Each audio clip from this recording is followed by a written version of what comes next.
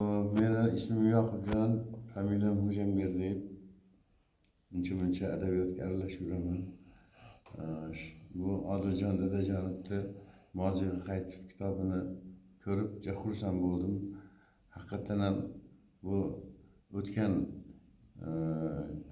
elim deb, haligi o'tgan bir odamlarni rahbarlarda aytganidek, elim deb, yurtim deb yurgan odamlar haqida yozish juda ham yaxshi narsa.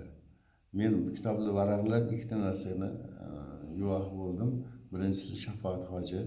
Bu odam haqida juda ham O'shda, umuman O'zbekistonda juda ham ko'p haligi rivoyatlar, u kishini qilgan ishlari haqida hikoyatlar ko'p yuradi. Ayniqsa u kishini o'sha domla hindistoniy bilan uchrashuvlari haqidagi narsalar agar shu bitilgan bo'lsa, yana ham yaxshi bo'ladi.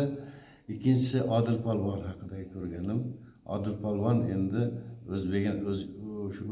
o'zganlik bo'lib, bu Qirg'iziston o'zbeklarini eng ilg'or odamlaridan bo'lgan. Men odam bilan ko'p marta ko'rishganman. Hatto eng so'nggi marta ko'rishganim u kishini uyi kitob to'la 2000-3000 dan, balki 10 000 dan ortiq kitob kutubxonasi yonib ketgan paytda ko'rishganman. Shunday azoblar chekkan odam bu odam.